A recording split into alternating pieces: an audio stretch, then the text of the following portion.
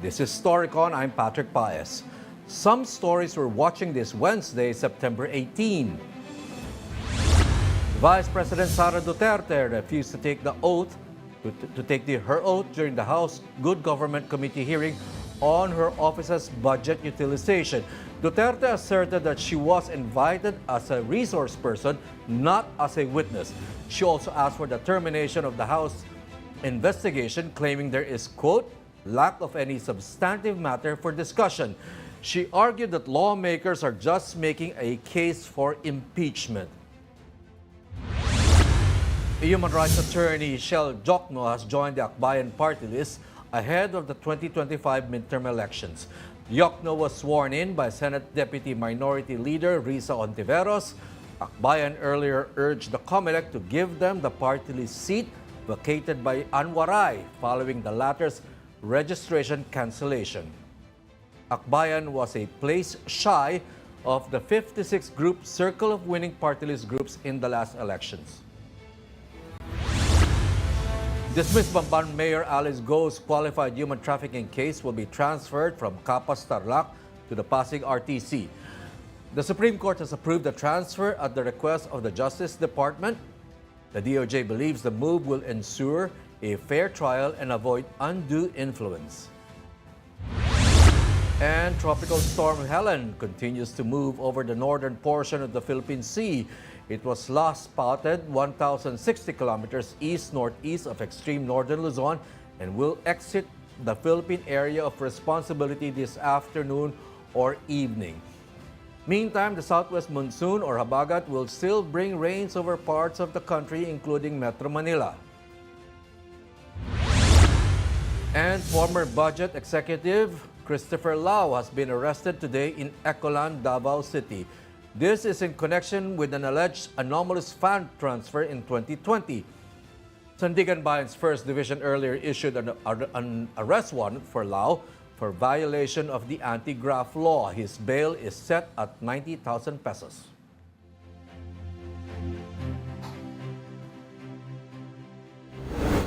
Joining us today, as always, Amy Pamintuan, Editor-in-Chief of the Philippine Star, and on his way, running late, is our resident political pundit. Stuck in traffic because of yung manakanakang ulan, no, si Ronald Llamas, but he might be joining us on Zoom. Hindi makatiis eh. Yeah. Ayan, ready na. Ayan na. Ayan, oo. Kasalukuyang binabagtas ang kahaba ng EDSA. Actually, Ronald, malapit lang paggagalingan mo, pero talagang matindi ata traffic, ano? Oo, grabe. Kanina pa ako rito sa EDSA. Ano ba yun? Baha ba yan, Ronald? Or what is causing the traffic? Hindi naman. Parang unusual traffic. Pero hindi naman dahil sa baha. Dahil hindi naman ganun kalakas ang ulan. Muulan, pero hindi ganun kalakas. Baka may nagrarally ulit dyan sa EDSA, ha? Oo, magandang maulan ng hapon, Patrick, Amy. So susunod kasi, Ron, aga-agahan mo ang biyahe para umabot ka. Maganda pa naman ang pag-uusapan natin ngayon, Amy, Ronald, ano? Yung hearing sa House of Representatives a while ago, sumipot po si Vice President SARA Duterte. Marami po pwedeng piliin. We can pick out a lot of story angles from that hearing a while ago. Amy, we're curious to know, what do you think is the biggest, what's your lead story from that House committee hearing a while ago? Nagpunta siya doon para patigilin yung probe. Yun, ang angulo po ng Philippine Star. Right. Kasi dati na niyang sinabi yon na, na yung investigation na yan, well, it's a hearing, no? It's a budget hearing na napunta nga sa mga anomalya. Matagal na niyang sinabi yan na it's actually, suspect siya niya, laying the basis for her impeachment. Di ba? Although, yung takbo daw ng questioning tungkol sa mga funding, mukhang doon patungo. Dati na niyang sinabi yan eh. Pero ngayon lang niya pinapa-terminate. And of course, tinulungan siya ng kanyang kaalyado, si former Speaker, former President, si Macapagal-Arroyo. At ina-explain na kapag resource person ka nga raw, hindi mo naman kailangan ma-swear in, which is being disputed by the congressman. Nag-iintay pa tayo ng mas mahabang reaction ng mga members niyang committee, no? Right. You know, Amy, Ronald, she has always said, she has said in the past na bahala na kayo kung gusto nyo aprobahan yung budget na yun o hindi. She said kahit wala daw i-approve ang budget, tuloy pa rin daw yung trabaho ng OVP. She doesn't need her budget. And yet she attended the hearing today. And I guess it was more like she was looking for a platform to deliver some of her messages, right, in public. Do you agree, Ronald Llamas? Well, dapat as a lawyer, alam ni Vice President Sara Duterte na yung legislative inquiry ng Congress is the most comprehensive power of any government institution. No? Ang Supreme Court lang ang pwede magsabi sa Congress kung ano yung limits ng legislative inquiry powers na yan. Dapat alam yan ng Vice President. Tinuturo yan sa law school eh. Dapat by this time, alam niya at ni ex-human rights lawyer Harry Roque na ang Supreme Court lang ang pwede magsabi ng limits na yan. Paano nagreklamo rin kasi si ex-human rights lawyer Harry Roque, di ba? Na walang karapatan ang Congress na hingiin yung kanyang mga SALN at iba pang mga relevant papers katulad ng bank accounts. Medyo similar din yung sinasabi ni Vice President Sara Duterte na walang karapatan ang Congress na hingiin yung kanyang oath as a resource person dito sa hearing na ito. Medyo as lawyers, dapat alam nila. Supreme Court lang ang pwede magsabi nun. Okay, Ronald, do you agree with the Vice President when she says that the House is simply trying to lay the groundwork for an impeachment case? Well, ipagpalagay na natin na may basihan yun, na hindi ko sigurado, no? Pero yung hinihingi ng House sa kanya ay nasa prerogative, nasa powers ng House. Dahil lahat naman kasi ng mga political groups ay merong mga vested interest eh. Lahat yan ay either kakampi mo o kalaban mo. Pero it doesn't undermine the legislative inquiry power of the House or the Senate. No? Kaya hindi excuse na sabihin mo, uy, may agenda yan laban sa akin. No? Meron man o hindi, yung hinihingi sa iyo ng House ay kailangan mong ibigay, even as a Vice President. Meron o hindi, Ronald, pero anong tingin mo, meron ba o wala? Well, ang sabi kasi ng mga kongresista ay wala silang plano na mag-file ng impeachment. Di ba?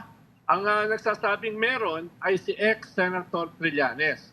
Now, within the realm of the possible naman kasi, hindi naman kinakailangan na kongresista ang mag-file ng impeachment. Right. Pwedeng karaniwang tao. Ang mahalaga ay may isang kongresista na mag-endorse ng impeachment na yan. Hindi kinakailangan yung buong House ang mag-endorse.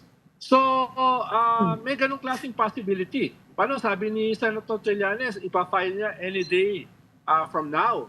No? At mukhang sabi ng mga kongresista na Makabayan Bloc ay open sila na endorse yan. Pero hindi ko sasabihin na yung buong House ay may plano na impeachment. Okay, before we proceed with this discussion on today's hearing at the House of Representatives, we have this soundbite earlier from the Vice President. Let's all listen to it. I am not asking for any special treatment, nor am I asking you to uphold any tradition. There is no disrespect. All I am saying is that you have the complete freedom to do whatever you wish with the OVP budget. If you feel that all the documentary submissions are not enough, then by all means, huwag kayo magbigay ng budget. Sa totoo lang, hindi naman ang budget ang punteriya ninyo. Dahil napakadali naman magtanggal ng budget. What you are trying to do is make a case for impeachment. Okay. Amy, you want to weigh in on that? Ronald, Amy? Actually, pwede pangunahan yan ng mga anyway. Nandiyan naman si GMA, nakakampi niya. And I'm sure GMA is familiar with yung term na ini-inoculate ka from impeachment, no? Merong magfa-file. Kasi pwede kang pwedeng initiate yung impeachment only once a year. pwedeng may mag-file ng isang defective impeachment case at tapos na yan, game over na yan for the year. Pwede naman ang ganun din eh. If we are going to talk about impeachment, Right. mga sinabi niya ngayon, actually, ang bago lang dyan, siya mismo ang nagsabi about it. Although, as I said, hindi na nga bago yan eh. Yan yung position niya from the start na gusto lang ako impeach ng mga yan, kaya ganyan. Kasi meron din namang sinabi, yung ibang kongresista, na yun na nga, na yung utilization niya, yung alleged misuse na ng pondo niya, can be impeachable. So, yun ang take-off niyang mga sinasabi niyang yan. Pero ewan ko kung bakit ganyan kasi binigyan lang naman siya ng chance. Remember, yung panel na yan sinara na kinap na yung kanyang budget Although they gave her nga a chance to appear again, para nga defensahan kasi hindi pa naman final yon. Pupunta pa yan sa plenary, pupunta pa yan sa Senado na meron siyang mga kakampi rin. So, gusto lang niyang magkaroon ng ganyang platform nga para ulitin nga, gusto niyo lang ako impeach. Okay, so from all indications, Amy, she may have already lost the fight for her budget, for the OVP budget. Of course, they're going to get some money still, to operate, to keep it on, on working order. But like you said a while ago, to our point earlier too, that it's become a platform for her to go on the defensive or offensive or whatever. Parang ganun ang nangyayari, ang naging utility ng House hearing na ito. Ronald, are you still on the line? Are you still with us? Baka nakarating na dyan sa studio at papunta na dyan. Paakit na daw. Parating na raw dito. Malapit na. So, makakasama natin si Ronald dito. Okay. So Amy, ganun nga, parang mukhang tanggap niya na kakatayin ng kanyang budget. Okay. May matitira pa rin naman, I think, Amy. They were looking at 700 million plus, which is not bad. Yes. I understand it's not very far from the kind of budget that was given to VP Leni Robredo during the Duterte years. And she was also outside the Colombo, Parang ganun. So it's not bad.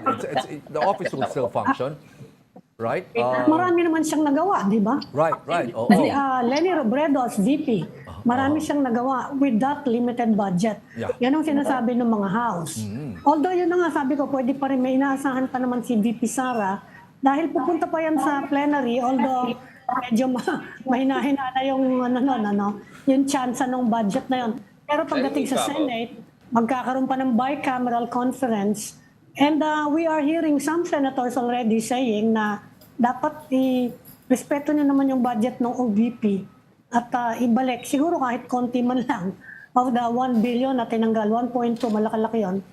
Although yun na nga, kung i-kukumpara mo nga kasi doon sa mga budget dati ni VP Leni, medyo may kalakihan yung binigay ngayon kay VP SARA. Okay. Baka i-restore lang dun. My question to Ronald is that you think it's still possible for the OVP budget to rebound or recover once it gets to the Senate?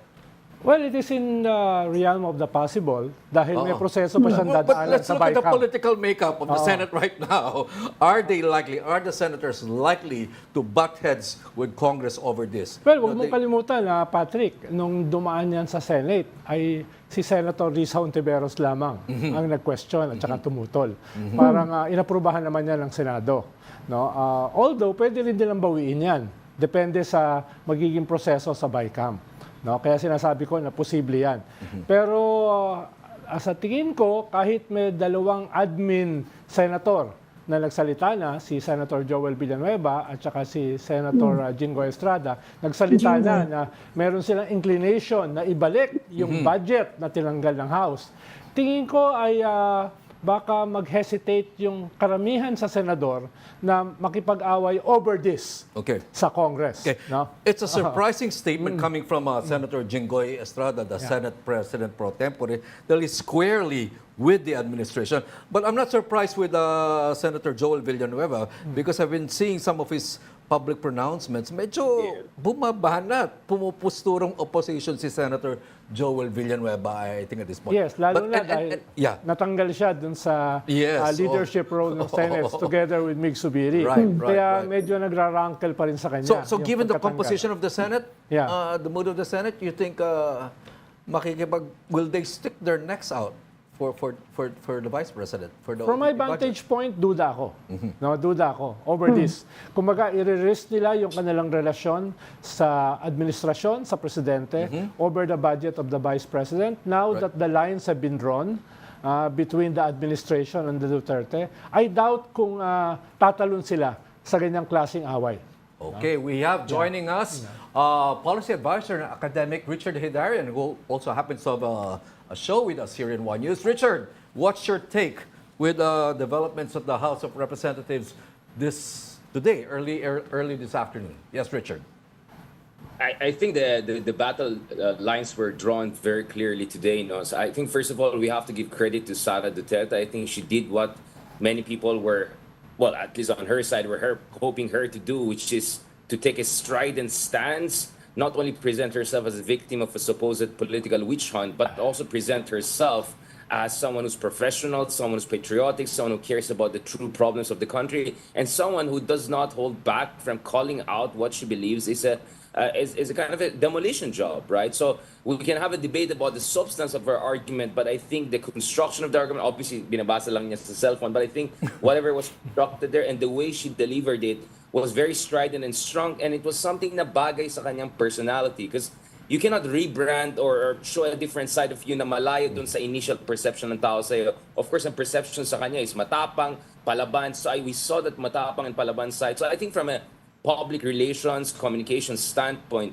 that was one of the finer, if one of the finest performances or posturing by her in recent months. And I think that already sets the battle lines for the coming weeks and months, especially as we head into elections, where she's saying, ako, ang paki ko, yung bansa, yung mga problema ng bansa, kayo, purong politika lang gusto niyo at gusto niyo i-sabotage yung aking potential future hopes. Or you're all doing this just because you don't want me to be the next president and you have your own ambitions. From that standpoint, I think she did very well. Okay, I'm excited to hear Ronald's take on that. Richard says he appreciates the messaging that was delivered by the Vice President. Do you think it will go down well with the public? Depende sa pinanggagalingan. Halimbawa, compared dun sa kanyang previous na pagharap sa Kongreso nung unang budget hearing niya, better na ito. Oh, improvement. No? Oo, pero halimbawa, yung mga sinabi niya, yung substance na ayaw niya ng special treatment. By not taking the oath, you are asking for special treatment. So, yun yung ibig sabihin nun. No? Dahil lahat naman ng resource person nagte-take ng oath eh. So, bakit siya hindi? No? So, kung yan ay babanata ng mga kongresista, ay may puntos yung Congress laban sa kanya. Lalo na, inuulit ko, yung legislative inquiry powers ng Congress ay very comprehensive at very broad, at Supreme Court lang yung pwedeng mag-dictate kung ano yung limits nun.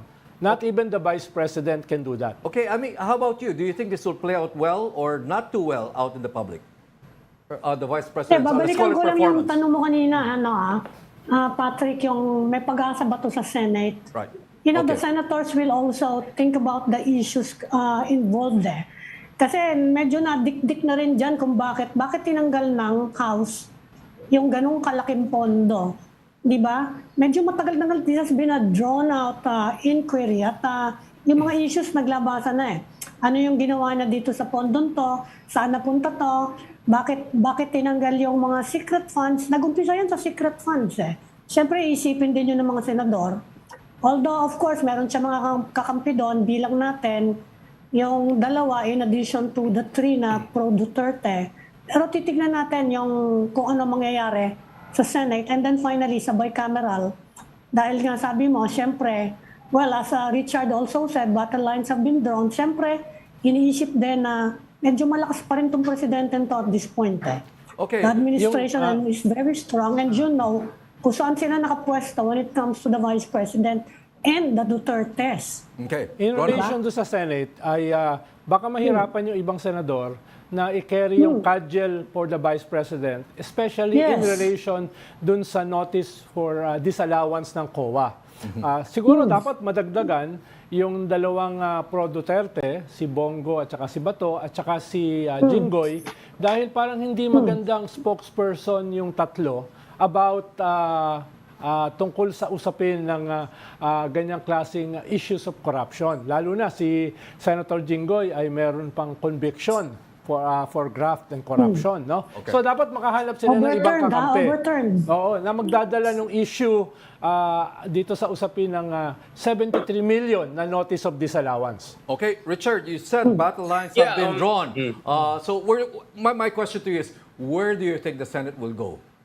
The senators. Well, I mean, will go first this. of all, I mean, Patrick, great questions. First of all, opening salvo lang ito. So don't expect this to be this kind of a one-act thing. So essentially, SARA is saying this will be our line for the next weeks, months, if not all the way to 2028. So imagine all of their proxies, all of their supporters, propagandists, allies are going to build on, essentially on that argument. And I think that will be her personality and positioning. Now, speaking of the Senate, the thing is, one side of the argument is that kung may opportunity to impeach her or push for that is now kasi may leverage ka over a lot of senators who are who want to get reelected, and obviously if you're in the administration slate or you have the support of administration, your chances are way higher, let's say 5 to 10% bump in the numbers.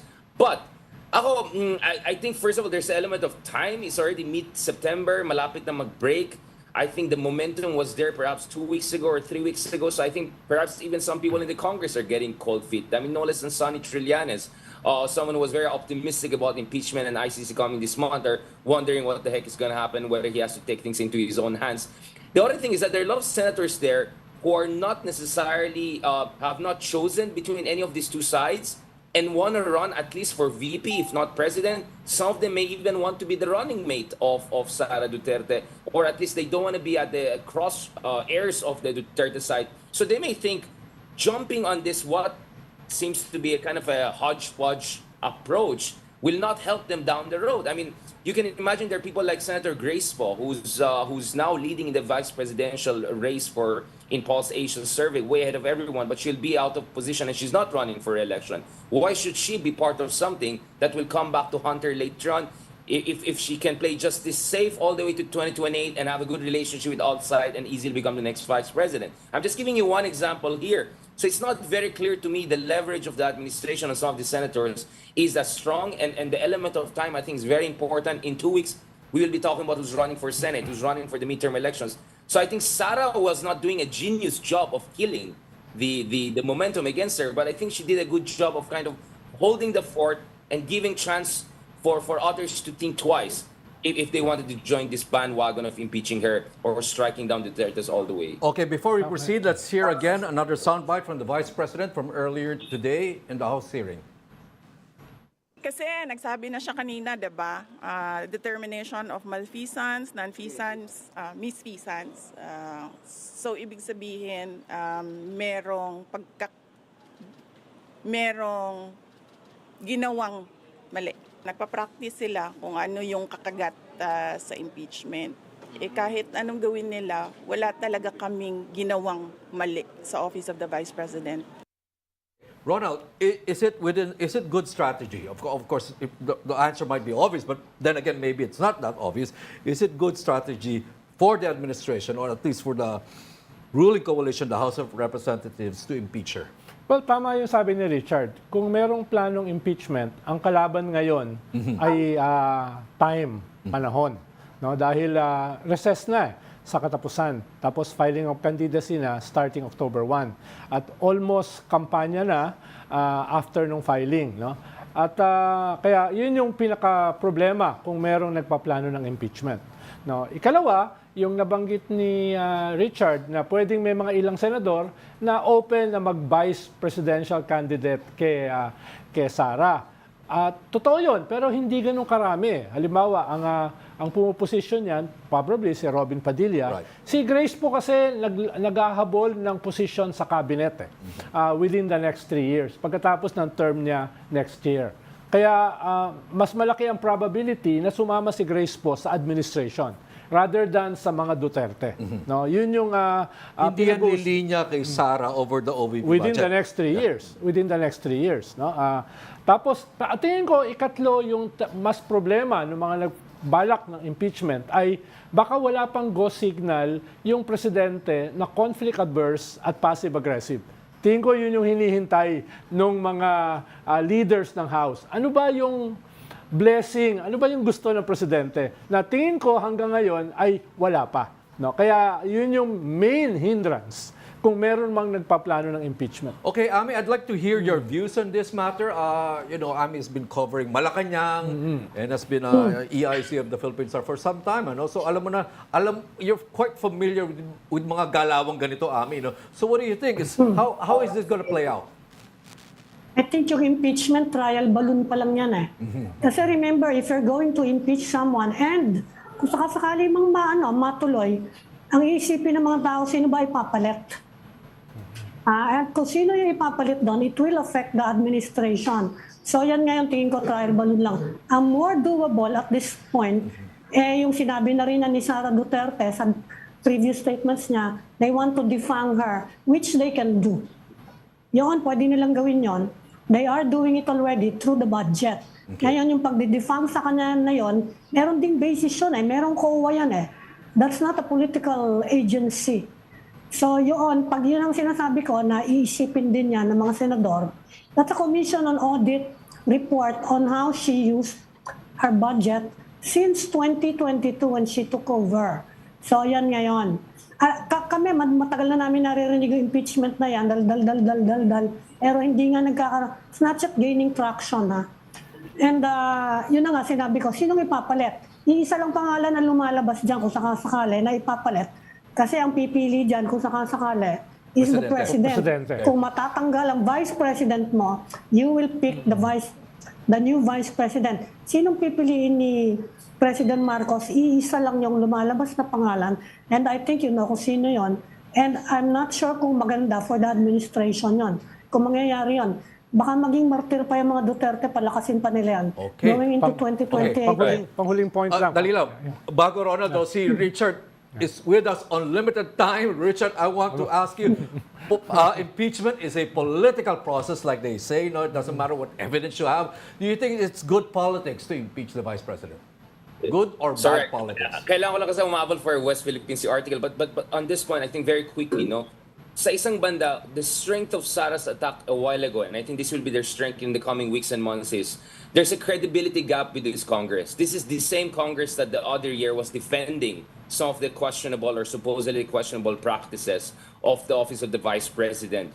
The person who was in charge, si Stella Kimbo, was the very person who was defending her confidential fund the other year. So, yun yung wina-weaponize ng mga Sara Duterte side. Like, you guys have no credibility. When we were doing fine as a unit team, you were all on my side and passing my budget very fast. And now that the suddenly unit team is not there, suddenly you have issues with my practice. So that credibility gap is something that is biting back the Philippine House of Representatives. And I think many in the Senate don't want to be part of that and want to project this image of being above the fray. And I think the Senate, obviously, the quality of some of their hearings were obviously inferior to what we would expect, and Congress has been doing some very solid hearings. But the problem is, again, the credibility gap and institutional reputation. I think the Congress has that problem. But more importantly, Amy was right.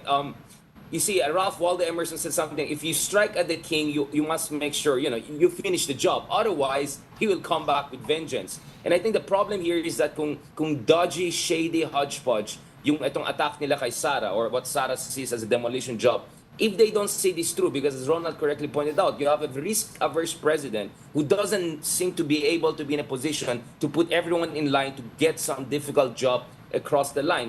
Baka gusto niya magduran-duran or mag-concert.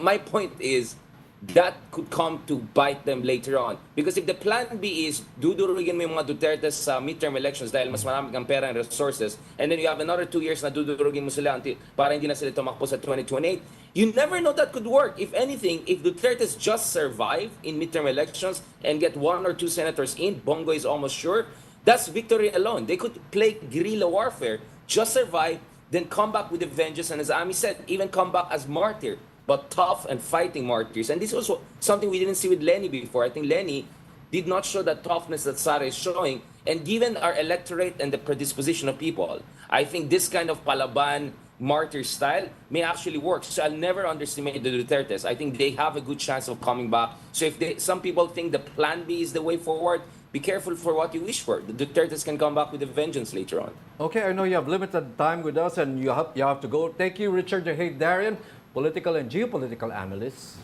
Thank you, Richard. Thanks, Richard. Blogger extraordinaire, Yun, self-proclaimed. I've been seeing your posts. All your collabs, especially Thanks, with Richard. with the Thank you, Harry Amy. Roque character who is making Yeah. waves right now on TikTok. Thank you, Richard. Abangan, maraming darating dyan. Yeah, salamat. Talk to you guys. Okay, before we continue, you're watching StoryCon on One News. We just need to take a quick break, but we will be right back. This is the Story Conference Group or the StoryCon Group.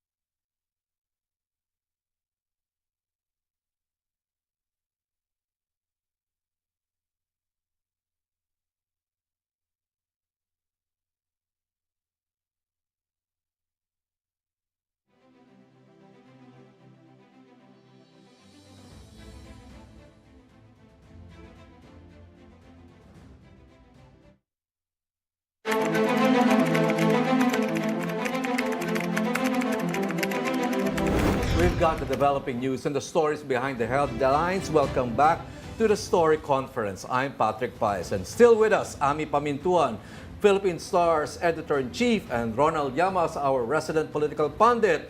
Ronald, we were chatting Yes, during yes. the break, and Duterte, the father, has been conspicuously silent in all this. Yeah. Is it pinatatahimik ba? Because we know from surveys na medyo parang naapektuhan yung pagdadaldal niya dati, all those strong statements against the administration, may have affected and pulled down the Yeah. voter. So, is it by design or is there another reason? It could be both. Dahil sabi nga ni Malutikia, isang political ally nila at head ng Publicus survey agency, ay nung survey 2 months ago na dramatically bumaba si SARA, ang sabi nila, ang isa sa main cause ay yung tatay. Yung mga statements ng tatay ay nakakatulong i-drag down si SARA. And that is coming from one of their allies, no, na head ng isang survey firm. Pero ikalawa, ito naman galing sa mga kakilala ko sa Davao, talagang medyo hirap na si Digong. Huwag kalimutan, siya ay magna-90 na, natin the best of health, at baka psychologically ay nakita niya yung pag-hemorrhage o pag-ubos ng kanyang political base, yung pagbaliktaran ng kanyang mga kaalyado. Nakaka-depression. Nakadagdag din yun sa physical situation niya. Kaya hindi ako magugulat kung yung dalawang factor, yung dahilan kung bakit tahimik. Pero gusto ko lang balikan yung sinabi ni Richard kanina. No? Talaga namang yung gobyerno ay nasa isang parang damn if you do, damn if you don't situation. Dahil if they don't go for the jugular, dito sa kanilang main political rival ngayon, yung mga Duterte, ituloy yung quad hearing sa logical conclusion, ituloy yung Senate hearing sa logical conclusion, at ituloy yung possible impeachment ni Vice President Sara na kung mag-succeed ay hindi na siya pwedeng tumakbo for any elected position, no, in the future. Kung hindi nila gagawin Impeachment has that effect yan, or consequence? Yes. Pag na-impeach ka, hindi ka na pwedeng tumakbo. So, walang sympathy. Kahit may sympathy yan, ay walang value. Walang value, kahit may sympathy. Kung hindi nila magagawa yan, ay babalikan sila ng mga Duterte. Kung mag-survive yung mga Duterte, katulad ng sinabi ni Richard, ay hindi yan mag-hesitate na bumalik sa kanila with full vengeance. Okay. Yun yung problema ng mga Marcos. Okay, at this point, let's now bring in our next guest, Representative Joel Chua, Chairman of the House Committee on Good Government and Public Accountability. Kong, good afternoon. Thank you for joining the STORYCon. Good afternoon, Good Kong. afternoon, po sa inyo Congressman. good afternoon po sa inyo at sa lahat po ng inyong tagapakinig. Okay, Kong, first question. Talaga bang may impeachment? Because we've been talking all this time about impeachment. Talaga ba may impeachment? Is this going to move forward? We know nobody has filed anything yet. Wala pa po akong idea sa impeachment. Ito naman po kasing piniring namin kanina ay binagsak lamang po sa committee ko based po dun sa privilege speech ni Congressman Valeriano ng Committee on Rules. Kaya tayo po ginagawa lamang po natin yung tungkulin natin bilang chairman ng good government. Congressman, tama ba yung sinabi ni VP na and backed by the former President GMA, pag resource person ka daw, you don't need to be sworn in. Ano po? Pakilinaw po. Sabi nila, kapag resource person daw kayo dyan sa mga committee hearing, hindi daw kailangan i-swear in. Ay, ako po kasi sa rules po namin talaga dapat po lahat sinuswear in. In fact, doon po sa isang rules, pagka hindi ka po pumayag na magpa-swear in, pwede po kayong ma-cite into contempt. Kaya lang po tayo, syempre, yung nangyari po kanina, hindi na po tayo nakipag-argumento at biniginalang na lamang po natin at tinignan doon yung opisina po ng Vice President bilang the second highest official of the land. In any event, kaya naman po natin siya binibigyan ng opportunity na makapagsalita kanina. In fact, napakalinyan po natin, hinayaan natin siya mag-manifest kahit na hindi po siya nag-vote. Ito po naman ginagawa po natin para kahit papano mabigay naman din po siya ng opportunity para marinig ang side niya. That is part of due process. So ano po ang next move ngayon ng House? Gayong sinabi ni Vice President, well, actually, inulit lang niya, bahala na kayo sa budget ko. Pero pinasasara na niya yung investigation. Ano yung next move ng House? Well, tutuloy lang po namin to. In fact, nagmoto proprio rin po yung committee para po dun sa DepEd base naman po sa manifestation ni Congresswoman Luistro. Okay, Congressman, would you require the Vice President to appear in your subsequent hearings? Kailangan pa ba siyang humarap? We will continue to invite her. Pero siyempre, at the end of the day, nasa kanya naman po yan kung siya po ay sisipot. At patuloy po natin re-respetuhin ang kanyang opisina. At pero ito pong pribilehiyong to, pagaya po ng binanggit ko kanina, ay hindi po magiging president po sa lahat. Okay, the Vice President by saying na huwag kayong magbigay ng budget by all means, by saying that parang sinasabi niya na she's not going to answer anything about the budget anymore. So, paano po ba yun? Well, that is for the Congress to rule kung ano po ang gagawin dito. Tayo naman po, isa lamang po tayo. Siyempre, yan po, dadalhin po sa plenaryo. So, kaya na po natin yung buong plenaryo na magdesisyon para po dyan. Kong, yung mga iba kasing resource persons nyo na pinapaharap nyo sa inyong mga committee at sa Kongreso, pag hindi humaharap, ay ini-issuehan nyo ng contempt citation and after that, a warrant para siya ay dalhin, para siya ay puwersahang humarap sa committee o sa Kongreso. Ito ba ay hindi posible sa Vice President? Itong ganitong klaseng possibility na siya ay makontempt kung patuloy siyang hindi haharap sa summons ng committee or ng Kongreso? Well, ako po kasi, ang tinitingnan ko po kasi dito yung opisina ng representante po ng ating Vice Presidente at yun naman po ay binibigyan po natin ng kortesiya. Ito naman pong pag-imbita sa kanya ay pagbibigyan din po sa kanya ng pagkakataon at oportunidad na sagutin yung mga allegations na binabato po sa kanya At ako po naniniwala, this is a good opportunity para malinaw po niya, ma-ventilate po niya ang lahat ng issues na binabato po sa kanya. At the end of the day, kagaya po ito ng preliminary investigation sa criminal, no?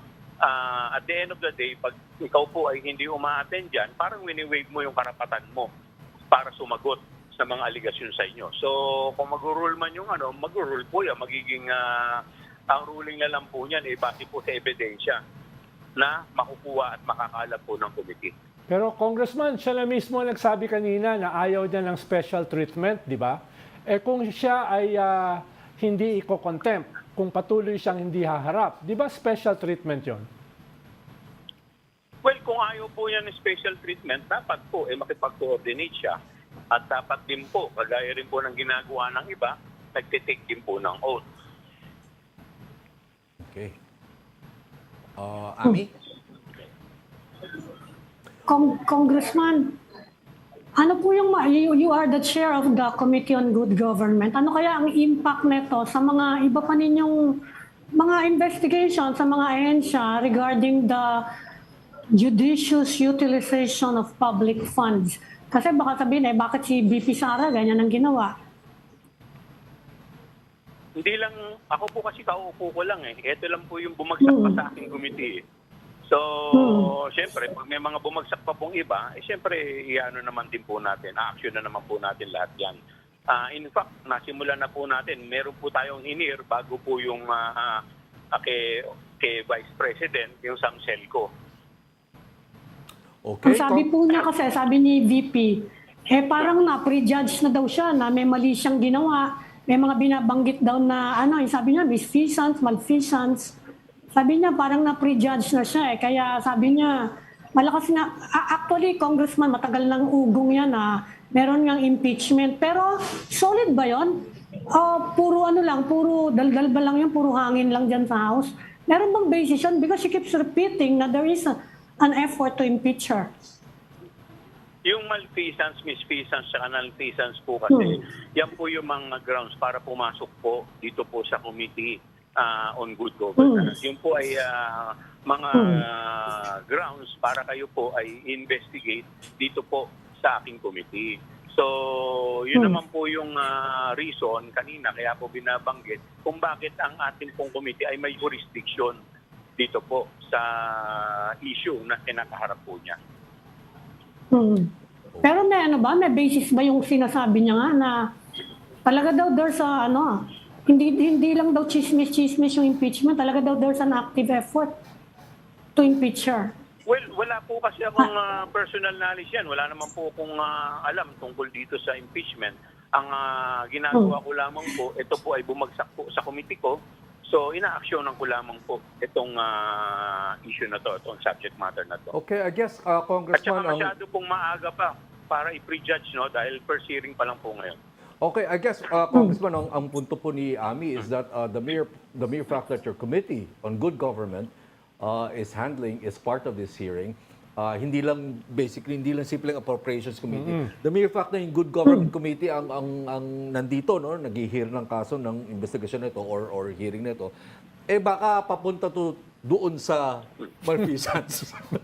Parang ganun po. Hindi po kaya. Well, may dahilan kaya nandiyan kayo.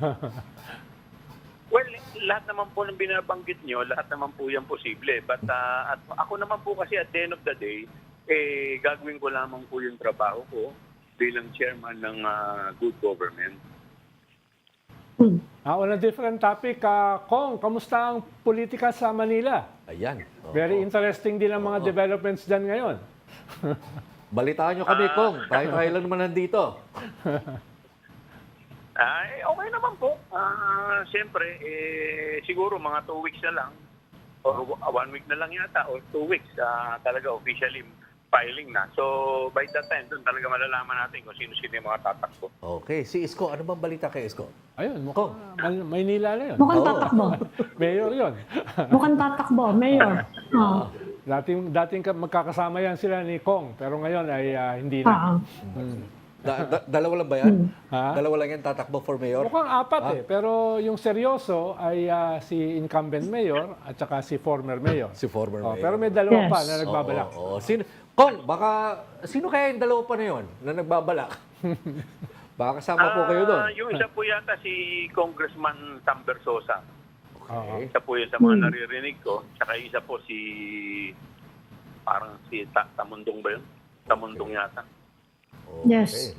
Sino kaya dadali na administrasyon? Kong, o open city yan? Tingin ko yung incumbent. Incumbent. Malinaw yon. Yung incumbent ang dadali ng administrasyon. Siguro several weeks or a month ago, nag-out na po si Mayora Hani sa Lakas. Lakas. Yes. Opo. Paano yan kung bigla nag-out sa Partido Federal? Kasi may Partido Federal po, no? Baka hindi naman posible na may ibang kandidatong Partido Federal. Normally, meron po kasi ang alliance Okay. So may mga alliance po sila. Kaya I believe na co-bang candidate po ang dadalhin nila. Okay.